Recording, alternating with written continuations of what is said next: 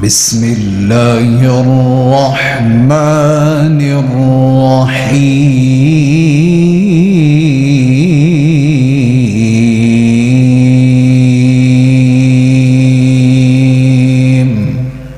ادا کرتا ہوں، اور حقیقت بات یہ ہے کہ انہی کے حکم کی تعمیل کرتے ہوئے میں یہاں پہ آیا ہوں، اور دیگر جو ان کے رفقا ہیں، سمیع اللہ شاہد بھائی، اشرف بھائی، دیگر عبدالرؤف بھائی، سب ساتھیوں کا شکر گزار ہوں کہ انہوں نے آپ سے ہم کلام ہونے کا موقع دیا۔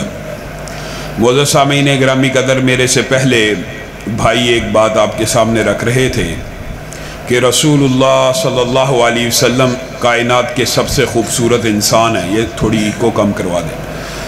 رسول اللہ صلی اللہ علیہ وسلم حسین ایسے ہیں کہ جناب جابر بیان کرتے ہیں، مدینہ کی ایک رات تھی، فضا معطر تھی، ہوا میں خنکی موجود تھی، اچانک ایک خوشبو ناک سے ٹکرائی، قدم بے اختیار ہو کر اس خوشبو کے تعاقب میں چل پڑے۔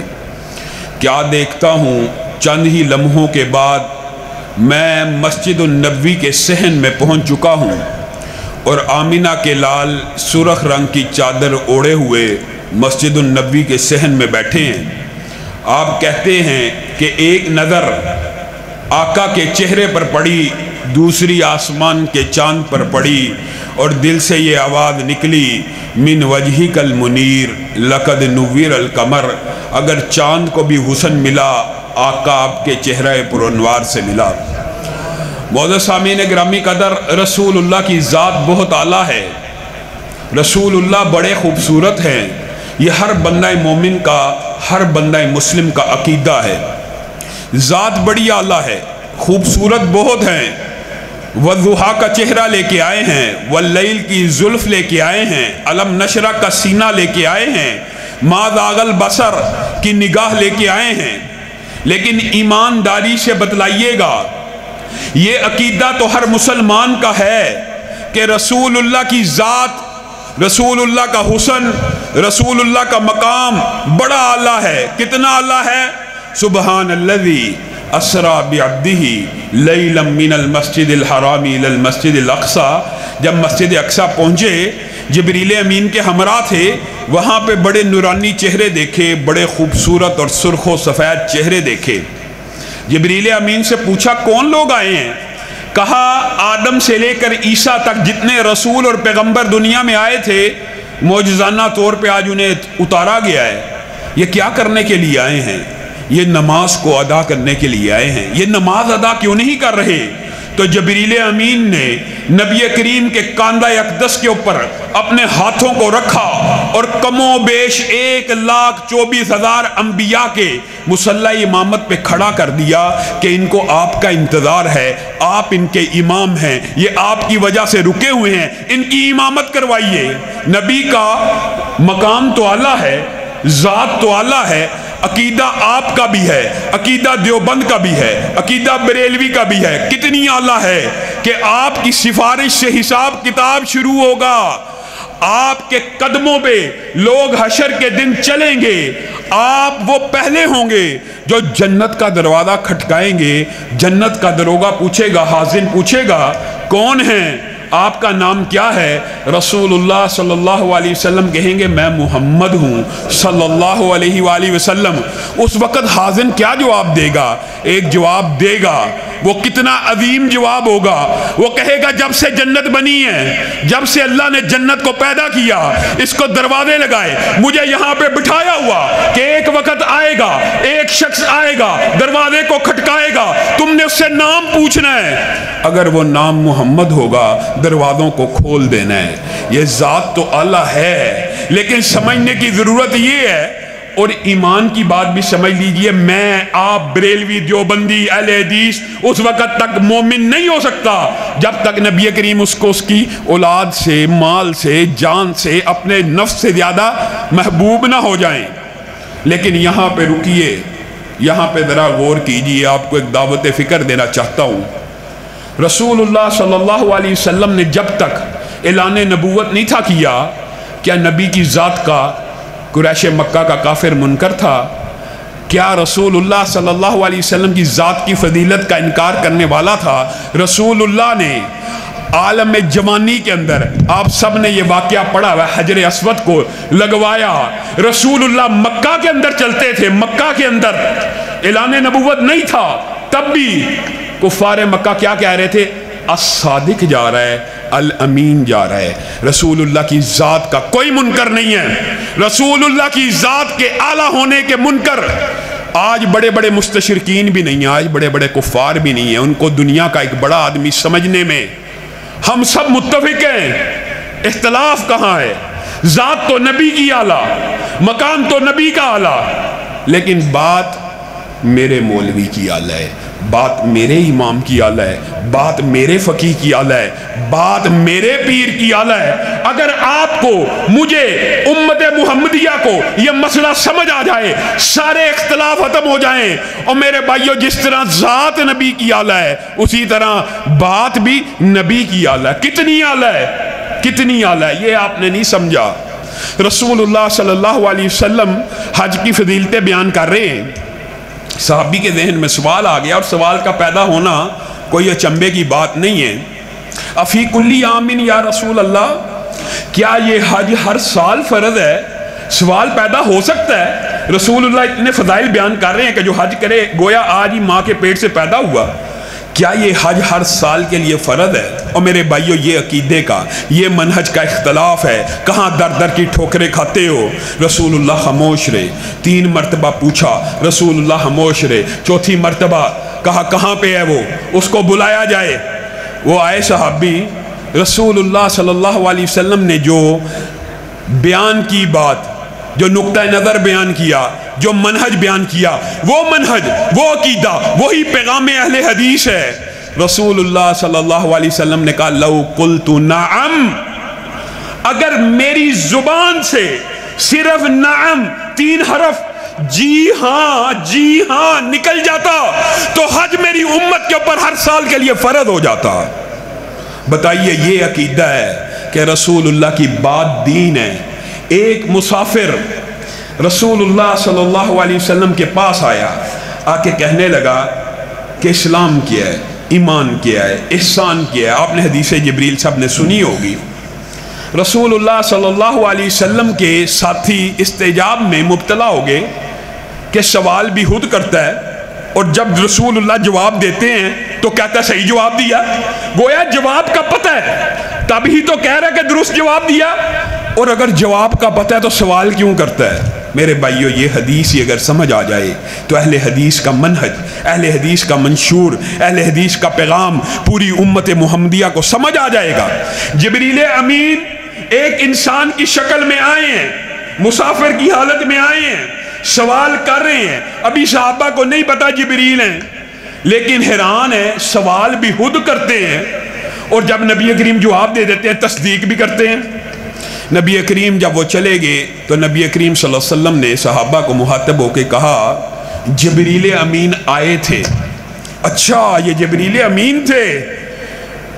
دیکھے نہیں تھے، ظاہر ہے وہ شکل ایسی تھی، ہم جانتے تو نہیں تھے، اور ایسے محسوس ہوتا تھا مسافر ہیں، لیکن کپڑے بھی بڑے صاف ستھرے تھے.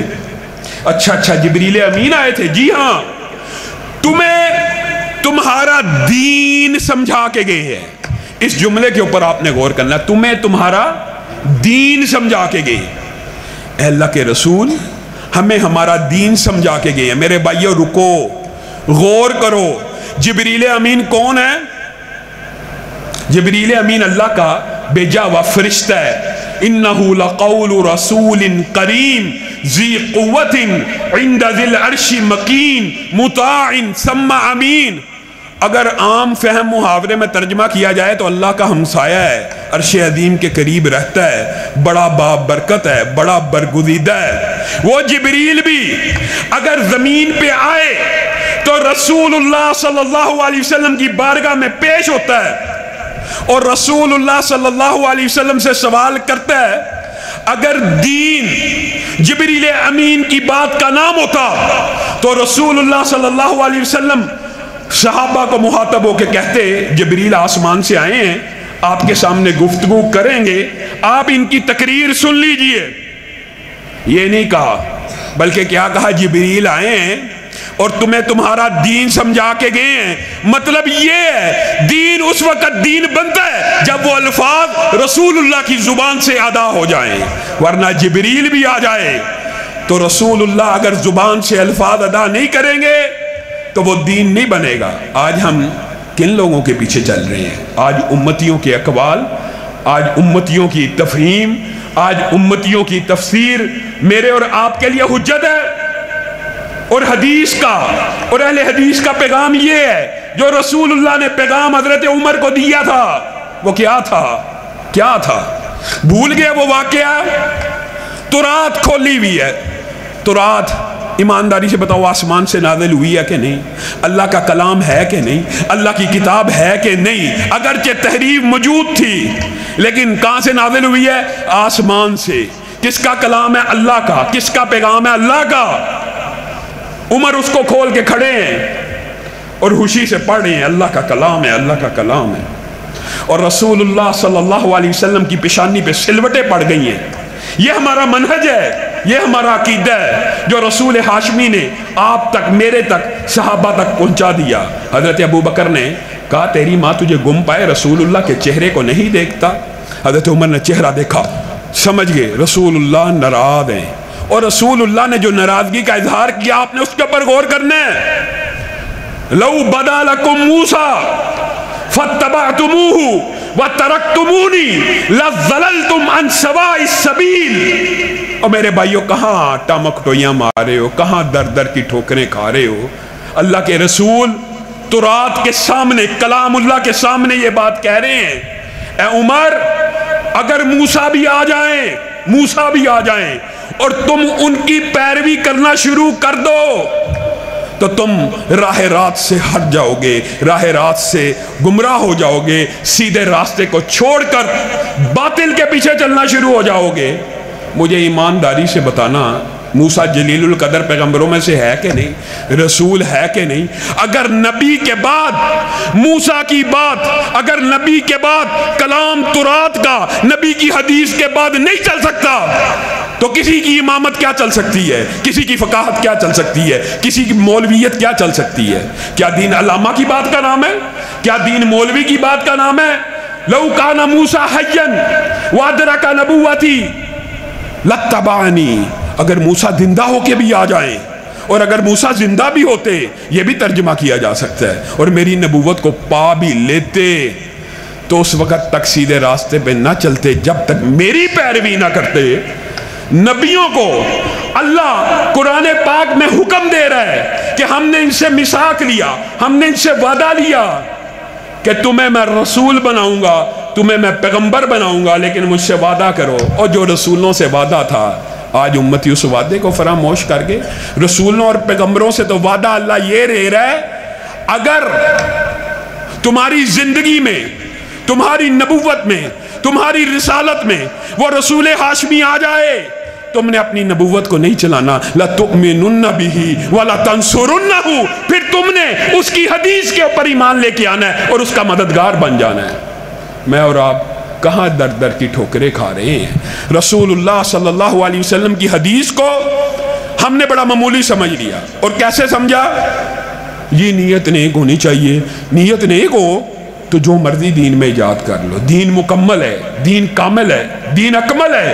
الیوم اکملت کی آیت ہے. ایک گلاس بھرا ہوا پانی کا، اس کے اوپر ایک قطرہ بھی ڈالو گے تو پانی چھلک جائے گا. گلاس میں جگہ ہوگی کوئی تو ہی باقی رہے گا. یہ نیک نیتی سے جو کچھ مرضی کر لیا جائے. تیری نیت نیک ہے کہ صحابہ کی نیت نیک ہے؟ ابو بردہ نے صبح اٹھے ہیں، ایمانداری سے چند واقعات بیان کر کے اپنی بات کو ختم کروں گا. ابو بردہ نے اٹھے ہیں صبح صبح، عید کا دن ہے، عید الاضحیٰ کا. اپنے گرد و نواح محلے کے اوپر جائزہ لیا. جائزہ لینے کے بعد اس نتیجے پہ پہنچے کہ بہت سے غریب لوگ ہیں جن کے گھر گوشت نہیں پہنچے گا اور بہت سے غریب بھوکے سوئے ہوں گے.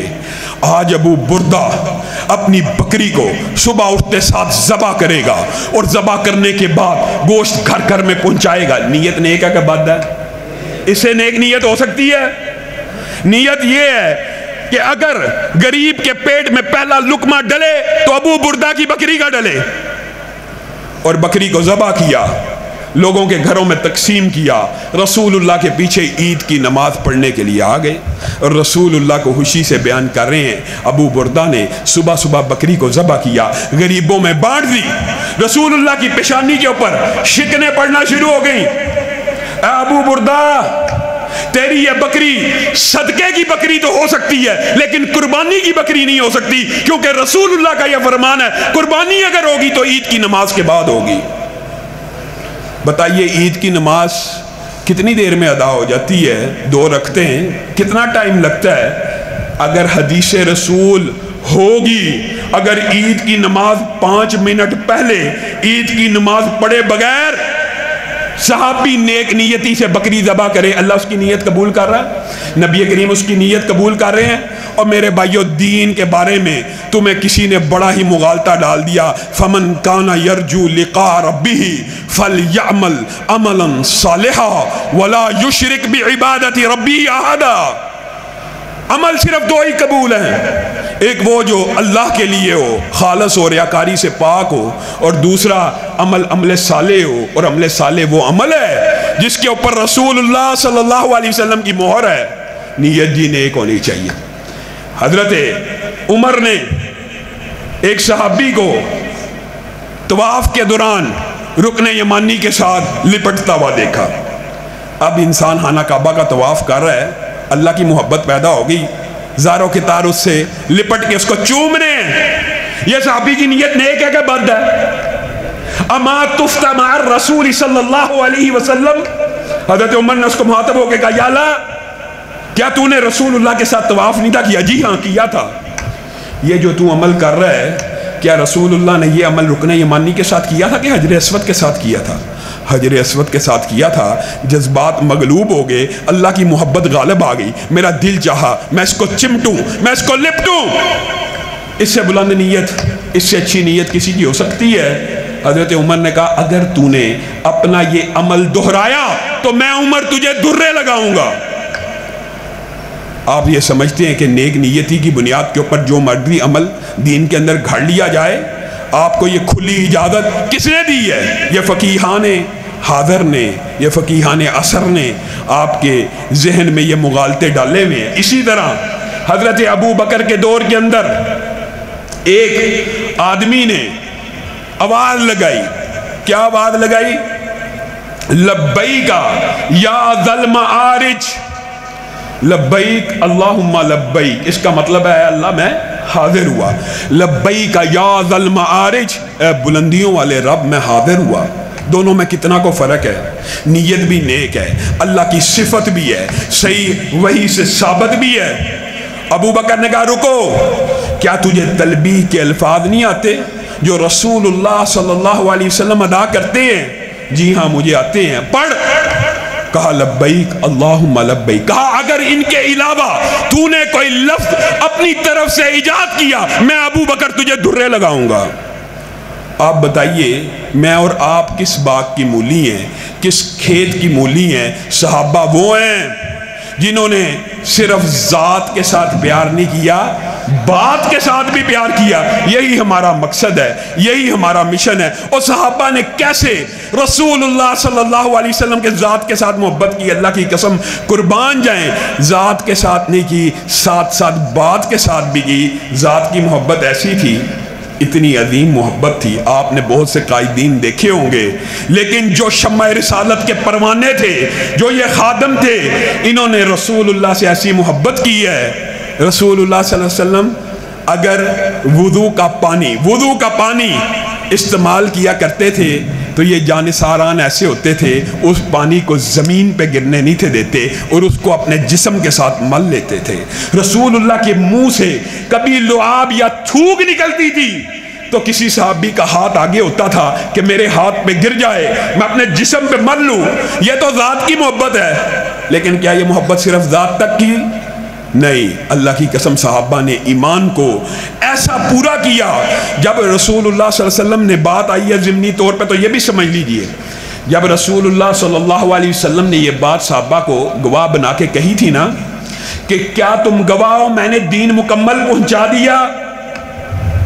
تو صحابہ نے یہ بات تو آپ نے علماء سے سنی ہوگی، لیکن علماء بھی شاید ابلاغ میں کچھ کمزور رہ گئے۔ اس وقت صحابہ نے بھی ایک جواب دیا تھا، وہ جواب ہمیں یاد نہیں ہے۔ صحابہ نے کہا اگر آپ ہمیں اس بات کا گواہ بنا رہے ہیں کہ آپ نے دین مکمل پہنچایا ہے کہ نہیں، ہم یہ گواہی دیتے ہیں آپ نے دین مکمل پہنچایا ہے، لیکن ہم آپ کو بھی گواہ بنا کے کہتے ہیں کہ آپ بھی پھر گواہ رہیے گا۔ آپ کے ان صحابہ نے اس پورے کے پورے دین کے اوپر عمل کر کے دکھا دیا ہے۔ دین صرف رسول اللہ کے دور میں مقید ہے، یا وہ جسے رسول اللہ نے بیان کیا، یا وہ جس کے اوپر صحابہ نے عمل کر کے دکھا دیا۔ کیسا عمل؟ رسول اللہ خطبہ دے رہے ہیں، خطبہ۔ اگر اچانک یہاں سے کوئی بچہ کھڑا ہو جائے، میں اس کو کہوں بیٹھ جاؤ، اسی طرح کا معاملہ رسول اللہ کے ساتھ پیش آیا۔ معاذ اللہ اپنی تمثیل نہیں دے رہا، لیکن رسول اللہ کے دور میں ایسا ہی معاملہ پیش آیا۔ رسول اللہ صلی اللہ علیہ وسلم کے سامنے کوئی شخص کھڑا ہوا، رسول اللہ نے کہا بیٹھ جاؤ۔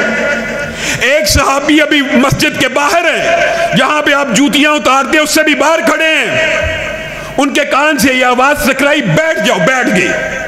رسول اللہ صلی اللہ علیہ وسلم جمعے سے فارغ ہوئے، اس سے مخاطب ہوئے کہ میں نے تو مسجد کے اندر ایک شخص کو مخاطب ہو کے کہا تھا بیٹھ جاؤ، تو باہر ہی بیٹھ گیا تھا۔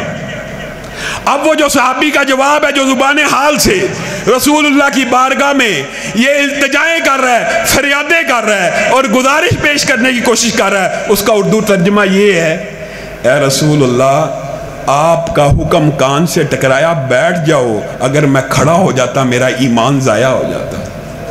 آپ اور میں کس بات کی مولی ہیں؟ سو حدیثیں رفع یدین کی سنی پڑھی، رسول اللہ کی بات سنی، لیکن کوئی ذہن کے اوپر جو نہیں رہیں گی۔ ہاں حدیث تو موجود ہے، لیکن بات میں نے اپنے امام کی ماننی ہے، بات میں نے اپنے فقیہ کی ماننی ہے، بات میں نے اپنے پیر کی ماننی ہے۔ میرے بھائیو یہ فلسفہ کہاں سے آیا؟ صحابہ ایسے ہیں۔ آپ میں سے اللہ تعالی ہم سب کو مسجد النبی کی زیارت کروائے۔ جب آپ مدینہ جائیں گے، وہاں پہ ایک مسجد ہے، مسجد قبلتین، دو قبلوں والی مسجد۔ اس کو دو قبلوں والی مسجد کیوں کہا جاتا ہے؟ آپ حیران رہ جائیں گے صحابہ نے نبی کریم کی کیسی پیروی کی ہے، کیسی بات کو مانا ہے۔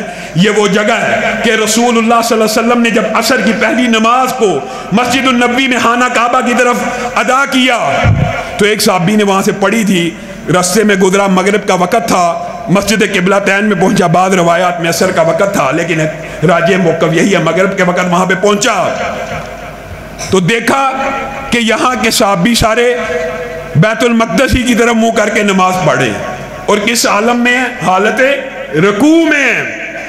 اس صحابی نے صرف ایک آ کے جملہ کہا، کیا کہا؟ کہا میں ابھی رسول اللہ کے ساتھ نماز پڑھ کے آیا ہوں، رسول اللہ نے خانہ کعبہ کو قبلہ بنا لیا۔ میرے بھائیوں، آپ جیسے اور میرے جیسے کوئی نکارہ لوگ ہوتے تو سلام پھیر دیتے اور نئے سرے سے صفیں بناتے اور پھر کہتے کیا واقعی تو نے پڑھی، تحقیق کرتے، تفتیش کرتے۔ یہاں پہ ایک خبر واحد ہے، ایک بندے نے آ کے اطلاع دی یہ سکہ ہے، بس نمازیوں کو پتہ ہے یہ بندہ سکہ ہے، یہ نبی سے خبر لے کے آیا ہے، نبی کریم نے خانہ کعبہ کی طرف منہ کر کے نماز پڑھی ہے۔ ان صحابہ کی عظمت پہ قربان جائیں، حالت رکوع کے اندر ہی قبلہ روح ہو گئے ہیں۔